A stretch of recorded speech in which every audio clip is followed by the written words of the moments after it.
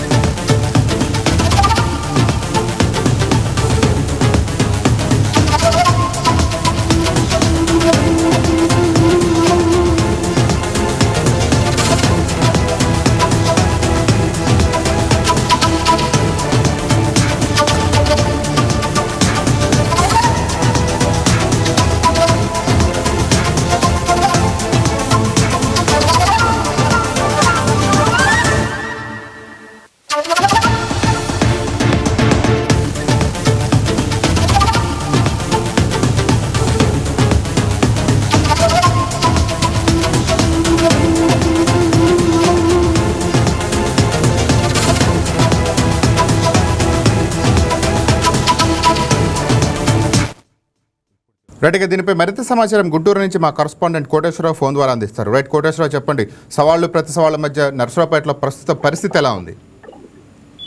ప్రస్తుత పరిస్థితి అయితే ఉధృతంగానే ఉందని చెప్పుకోవాలి. వీళ్ళిద్దరిని కూడా నిన్న రోజున ఒకరు అంటే ఒకరు చర్చకు సిద్ధమని చెప్పుకోవడం జరిగింది. దీని మీద ఈ రోజు ఉదయం 11 గంటలకి త్రికోటేశ్వర దేవాలయం అంటే కోటప్పకొండలో ఉన్నటువంటి కొండ దగ్గర ఇద్దరు కూడా చర్చలకు సిద్ధమైనట్టు తెలుస్తుంది. అయితే ఈ రోజు తెల్లవారుజామున 5 గంటలకు పల్నాడు జిల్లా పోలీసులు వీరిద్దరిని కూడా హౌస్ అరెస్ట్ చేయడంతో టీడీపీ ఎమ్మెల్యే అరవింద్ బాబుకి సంబంధించిన కార్యకర్తలు, నాయకులు అతనికి సపోర్ట్ గా వారి ఇంటి దగ్గర వెళ్ళడం జరిగింది. అలాగే గోపిరెడ్డి శ్రీనివాసరెడ్డి ఇంటి దగ్గర కూడా వైసీపీ కార్యకర్తలు అతని మద్దతు కూడా తెలపడం జరిగింది. అయితే దీనికి సంబంధించినంత వరకు ఇద్దరిది రెండు రకాల విభిన్న కోణాలు. వీరిద్దరూ వచ్చేసి దీనికి ఈ సవాల్కి ప్రతి సవాల్కి గల కారణాలు ఏంటంటే, గోపిరెడ్డి శ్రీనివాసరెడ్డి గతంలో వాళ్ళు చేసినటువంటి 2465 కోట్ల రూపాయల అభివృద్ధి అయితే మేము చేశాము. దానికి సంబంధించి మీరు ఇప్పుడున్న కూటమి ప్రభుత్వం 540 కోట్లు మాత్రమే ఖర్చు చేశారు. దీనికి చర్చకు బహిరంగంగా సిద్ధం అని చెప్పడం జరిగింది. దీని మీద ఈ రోజు మధ్యాహ్నం 1:30 వరకు ఇద్దరు బయటికి రావడం అయితే జరగలేదు.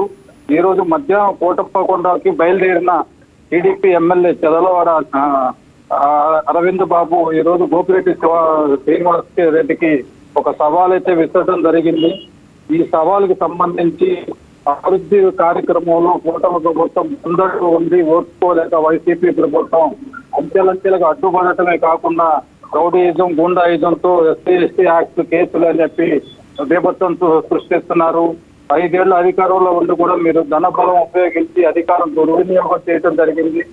నేను ఈ రోజు చర్చకు సిద్ధమని చెప్పినప్పటికీ నువ్వు రాకుండా ఇంట్లో అవసరస్ అనే వంటతో ఉండటం ఎంతవరకు సమంజసం?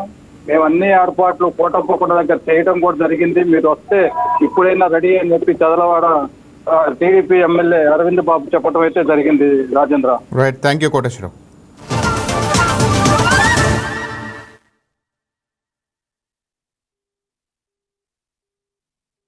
ఏదైతే గోపిరెడ్డి శ్రీనివాస్ రెడ్డి మీద సవాల్ విసిరామో ఆ సవాల్కి మేము సిద్ధంగా ఉన్నాము. ఇవాళ మేము బయటకు కూడా రావడం జరిగింది. కోటప్పకొండ వెళ్తున్నాము. నిజంగా నీకు దమ్ము ధైర్యం ఉంటే నువ్వు పొద్దున్న 6 అక్కడ ఉండాలి. మేము అక్కడ ఏర్పాట్లు చేశాము, క్షేమాన్ని వేసాము, కుర్చీలు వేసాము, చర్చకి సిద్ధంగా రమ్మనమని మేము చెప్పడం జరిగింది. ఏదైతే అవినీతి ఆరోపణలు నీ మీద ఉన్నాయో, దుర్మార్గమైన ఆలోచనలు నువ్వు ఎన్ని కబ్జాలు చేశావో, ఎన్ని మరి mafia, gutka mafia, ganja mafia, ఈ విధంగా ఎన్ని అక్రమ కేసులు పెట్టా ప్రజల మీద, ఇవన్నీ కూడా ప్రజలకు తెలుసు కాబట్టి వాళ్ళ అరవింద్ బాబుని అందరూ కూడా దీవించి గెలిపించడం జరిగింది. కాబట్టి అభివృద్ధి అనేది మరి టీడీపీ హయాంలో అరవింద్ బాబు అంటే అభివృద్ధి ఇవన్నీ ఓర్చుకోలేక నువ్వు చౌకబారు వ్యాఖ్యానాలు చేస్తున్న గోపిరెడ్డి శ్రీనివాసరెడ్డి, నీకు మళ్ళీ ప్రజలు సరైన రీతిలో బుద్ధి చెప్తారని చెప్పి నేను మీడియా ముఖం తెలియజేస్తా ఉన్నాను. నీకు ఎప్పుడు కూడా కదిలించి తన్నించుకోవడం అలవాటు. ఇంత ముందు కూడా 4-5 సార్లు కూడా ఇదే విధంగా తన్నించుకున్నావు. నీ ఇంటి మీద దాడి చేసినప్పుడు కూడా నువ్వు వాష్రూమ్ లో దాక్కున్నావు. నీకు వాష్రూమ్ కి వార్రూమ్ కి తేడా తెలియదు. ఎక్కడ వ్యవస్థలో తప్పులుంటే ఆ తప్పుల్ని బయట తీసే బాధ్యత, హక్కు నాకుంది అరవింద్ బాబుకి. అరవింద్ బాబు కొన్నది ఒకటే ధైర్యం, పట్టుదల, కష్టం. అదే విధంగా మాకు బాధ్యత ఉంది, హక్కుల కోసం పోరాటం చేసే హక్కు కూడా మాకుంది. కాబట్టి గోపిరెడ్డి శ్రీనివాసరెడ్డి అనవసరంగా మాట్లాడవాక, చౌకబారు వ్యాఖ్యానాలు చేయవాక, నీ యొక్క గౌరవాన్ని నువ్వు కాపాడుకో, నీ పార్టీ గౌరవాన్ని కాపాడుకో. నేనైతే వ్యక్తిగతంగా ఎవరి జోలికి వెళ్ళను. నువ్వు వ్యక్తిగతంగా వెళ్తున్నావు కాబట్టి నువ్వు ఇవాళ అబాస్ పాలవుతున్నావు. ఇవాళ నువ్వు ఎప్పుడు కూడా ప్రజలు ఎప్పుడు కూడా నీ పార్టీ నాయకులు నీ ఎమ్మటే ఉండలేదు. నీ పార్టీ నాయకుల మీద నువ్వు ఎస్టీఎస్ కేసులు పెట్టించావు. నీ పార్టీ నాయకుల మీద నువ్వు మరి టౌన్ సిటీ భాషను కూడా జయించావు. అటువంటి నాయకులు మీ దగ్గర ఉన్నారు. ఇవాళ నీ ఎమ్మటి టీడీ మరి వైసీపీ కార్యకర్తలుగా నాయకులుగా ఎవరు లేరు. కిరాయి గుండాలతో నువ్వు రాజ్యం వెళ్తా ఉన్నావు. 5 ఏళ్లు ప్రభుత్వంలో ఉన్నప్పుడు పోలీసులను అడ్డం పెట్టుకున్నావు, అధికారాన్ని అడ్డం పెట్టుకున్నావు, ధనబలాన్ని అడ్డం పెట్టుకుని ఎన్నో అవినీతి పనులు చేశాను. నీకు ఇంకా ప్రజలు ఈ విధంగా బుద్ధి చెప్పారంటే అరవింద్ బాబు మీద ఓడిపోయావు. నువ్వు ఏ విధంగా వ్యాఖ్యానం చేశావు? అరవింద్ బాబు నాకు పనికిరాడు, నాకు సరైన వ్యక్తిగా జోడీ కాదన్నావు. కానీ నిన్ను ఓడించాను కదా గోపిరెడ్డి, ఇంకా సిగ్గు లేదా నీకు? మళ్ళీ నేనే ఎమ్మెల్యే గెలిచేది గోపిరెడ్డి. నేను నిత్యం ప్రజల్లో ఉన్నాను గోపిరెడ్డి. ఏదైతే గోపిరెడ్డి శ్రీనివాసరెడ్డి మీద సవాల్ విసిరామో ఆ సవాల్కి మేము సిద్ధంగా ఉన్నాము. ఇవాళ మేము బయటకు కూడా రావడం జరిగింది. కోటప్పకొండ వెళ్తున్నాము. నిజంగా నీకు దమ్ము ధైర్యం ఉంటే నువ్వు పొద్దున్నే 6 అక్కడ ఉండాలి. మేము అక్కడ అన్ని ఏర్పాట్లు చేశాము, షామాను వేసాము, కుర్చీలు వేసాము, చర్చకి సిద్ధంగా రమ్మనమని మేము చెప్పడం జరిగింది. ఏదైతే అవినీతి ఆరోపణలు నీ మీద ఉన్నాయో, దుర్మార్గమైన ఆలోచనలు, నువ్వు ఎన్ని కబ్జాలు చేశావో, ఎన్ని మరి mafia, gutka mafia, ganja mafia, ఈ విధంగా ఎన్ని అక్రమ కేసులు పెట్టావు ప్రజల మీద, ఇవన్నీ కూడా ప్రజలకు తెలుసు. కాబట్టి ఇవాళ అరవింద్ బాబుని అందరూ కూడా దీవించి గెలిపించడం జరిగింది. కాబట్టి